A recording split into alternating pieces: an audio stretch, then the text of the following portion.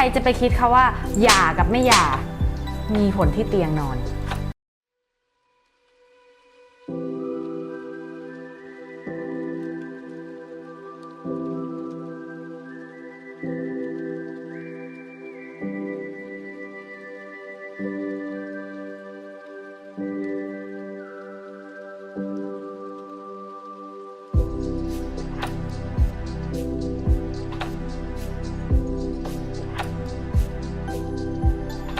สวัสดีค่ะยินดีต้อนรับเข้าสู่ Talk Sense by All Diary นะคะวันนี้นะคะเราจะมาคุยกันเรื่องบนเตียง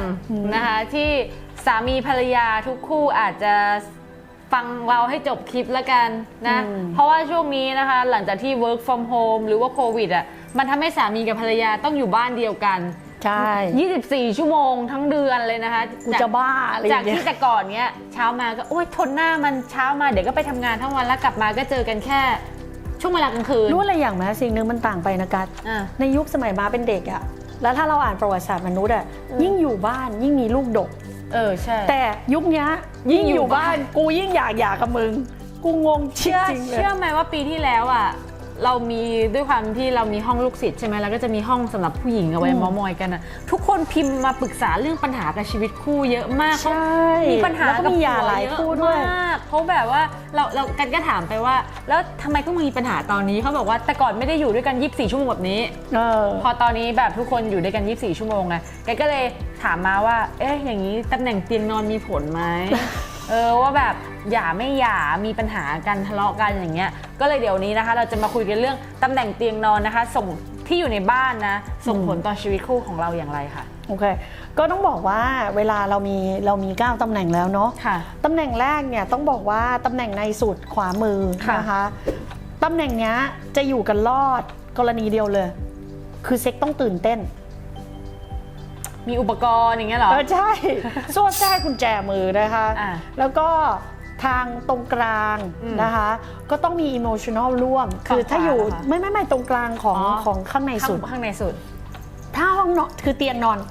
นะไม่ใช่ห้องนอนนะเตียงนอนต้องอยู่ตำแหน่งนี้ก็คือต้องบอกว่าถ้าเตียงนอนอยู่ตำแหน่งตรงกลางของด้านหลังอ่ะก็จะต้องเป็นแบบว่าฉันมีอารมณ์อ่ะคือต้องสะกิดจนกูมีอารมณ์ก่อนแล้วกูถึงจะร่วมมืออะไรอย่างเงี้ยคือสองฝั่งต้องให้ความร่วมมือกันทั้งคู่ใช่นะคะซึ่งตรงนี้จะมีเพศสัมพันธ์ค่อนข้างยากนะคะส่วนตำแหน่งซ้ายสุดนะคะมันจะเป็นการมีเพศสัมพันธ์รูทีน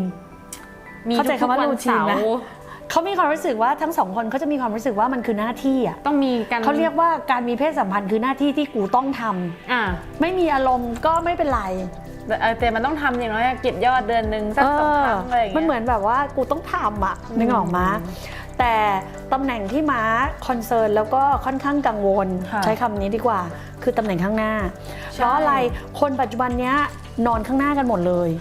99% ถ้าซื้อบ้านส่วนมากเขาจะเอาห้องมาสเตอร์รูมแต่ต้องยอมรับก่อนนะที่พูดนี่คือเตียงนอนนะเพราะว่าบางทีอ่ะเขาบอกว่าข้างหน้าทั้งหมดคือห้องนอนค่ะไม่ใช่นะเตียงไปอยู่ตรงไหนคืออ่านอย่างนั้นนะทีนี้ถ้าเตียงอยู่ข้างหน้าซ้ายมือนะคะก็คือผู้หญิงมีอารมณ์ผู้ชายไม่มีอารมณ์ไม่ตอบโจทย์กันทั้งนั้นไม่ตอบโจทย์เลยกูไม่ชอบอ่ะกูมีอารมณ์แต่มึงทำให้กูไม่เสร็จอ่ะผู้ชายไม่ตอบโจทย์มันก็จะทำให้ความอดทนน้อยลงแล้วก็มีสิทธิ์ที่จะมีคนอื่นแต่ที่เหี้ยสุดคือตรงกลางข้างหน้าขอพักรู้ไหมตรงนั้นเป็นไงไม่ว่ามึงจะเอากันยังไงทั้งสองฝ่ายแม่งไม่ได้เรื่องมันเป็นตำแหน่งที่ต่อให้มึงเก่งเซ็กยังไงแต่ถ้ามึงนอนกันตรงนี้คือเอากันไม่ได้เรื่องมันไปไม่รอดอ่ะมันเอาแล้วมันไม่ satisfy อ่ะก็ไม่รู้ทำไมชีวิตม้าดูห่วงจุ้ยมานะตำแหน่งที่มันที่สุดคือกลางบ้านเลยจำได้เลยว่าเขามีห้องนอนนะอยู่ตำแหน่งข้างในนะแต่กลางบ้านอ่ะเขามีเหมือนเป็นโซฟาเบสอ่ะคือเขาอ่ะเพิ่งซื้อบ้านหลังนี้จากผู้ชายที่ผู้ชายคนหนึ่งแล้วปรากฏว่าเขาอ่ะก็พูดว่าเขาเอาม้ามาดูเนี่ยเพราะเขากำลังจะย้ายเข้ามาแต่เขาอ่ะไม่ได้คิดจะเอาเตียงไว้ตรงนี้เขาก็ไม่เข้าใจเจ้าของบ้านเหมือนกันว่าทำไมมีเตียงห้องนอนข้างในแล้วยังมีเตียงตรงนี้อีกอะไรอย่างเงี้ยเขาก็ตอนแรกเขาก็บอกว่าเขาคิดว่าแบบว่ามีญาติหรือมีแต่ว่ามันก็มีห้องนอนแขกอีกชั้นหนึ่งไงเขาก็เลยบอกว่าเขาก็ไม่เข้าใจเหมือนกันม้าบอกว่า ก็ลองดูละกันเพราะว่าจริงๆอยู่ตรงเนี้ยมันต้องมีแบบโซ่แทรกกุญแจมือแล้วต้อง มันต้องมีครบ มีเซ็กมากกว่า2 คนปรากฏว่าพอไปเปิดเกตหัวเตียงอ่ะ โอ้โหครบ มันก็มีไอ้กุญแจล็อกอ่ะแล้วก็แบบโซ่แทรกกุญแจมือจริงด้วยเจ้าของบ้านก็แบบว่าช็อกเลยอย่างตำแหน่งด้านหน้าเนี่ยขวามือกันรู้ป่ะมันคือผู้ชายมีอารมณ์ทางเพศผู้หญิงไม่มีใช่ป่ะ ส่วนมากบ้านก็ประมาณนั้นแหละ ดังนั้นผู้หญิงอ่ะก็จะยิ่งทำให้ผู้ชายไม่มีอารมณ์เช่นเวลานอนด้วยกันก็จะมีความรู้สึกว่า มันเอากระขอนไม้อะ มึงเสร็จหรือยังกูจะนอนแล้วกูเหนื่อยมาเคยเจอคู่หนึ่งอยู่ญี่ปุ่นด้วยเชื่อเปล่าว่าตลกจนแบบม้างงอ่ะคือเขานอนอยู่ในตำแหน่งด้านหน้าตรงกลางด้านหน้าตรงกลางแล้วเขาอ่ะก็ย้ายบ้าน ไปอยู่ตำแหน่งที่อยู่ข้างหลังตรงกลางซึ่งมันต้องใช้อารมณ์ถูกปะ ใช่ รู้ป่ะว่าผัวเมียคู่นี้เขาทำไงกันเขาตกลงกันเว้ยตกลงกันว่าเราอยู่กันอย่างนี้เนาะเพราะผู้ชายก็ไม่มีอารมณ์ผู้หญิงก็ไม่มีอารมณ์เหี้ย ตกลงกัน สรุปก็คือเขาอยู่กันแล้วเขาเพิ่งอายุ20 กว่า โอ้โห เขาอยู่ด้วยกันเป็นผัวเมียโดยไม่เอากันเว้ยแล้วที่เขามาหาม้าเป็นเพราะว่าเขามาบอกว่าเขาจะทำกิฟต์แล้วม้าก็บอกว่าแล้วทำไมต้องทำกิฟต์มีปัญหาสุขภาพเหรอเขาบอกว่าไม่มี แต่ไม่ได้ทำ แต่ ด้วย เขากับ ธรรมชาติ แฟนเขาอะแค่ไม่ได้เอากันแล้วเราก็แบบแล้วมึงแต่งงานกันทำไมเขาบอกว่าก็เราอยากมีเพื่อนแล้วเราก็แบบแล้วคนญี่ปุ่นด้วยนะ partner of life เป็นคนญี่ปุ่นด้วยไม่ใช่คนไทยมากแบบมีความคิดแบบนี้ตั้งทำอะไรก็นะคะก็ฝากไว้คือตำแหน่งทุกตำแหน่งมีข้อดี แต่ตำแหน่งทุกตำแหน่งก็มีข้อเสียอันนี้แถมเลยนะ ก็คือถ้าเตียงนอนเนี่ยอยู่ตำแหน่งขวาสุดคุณจะคุยกับผัวเฉพาะเวลามีเรื่องสำคัญแต่ถ้าเกิดว่าอยู่ทางซ้ายมือนะคะ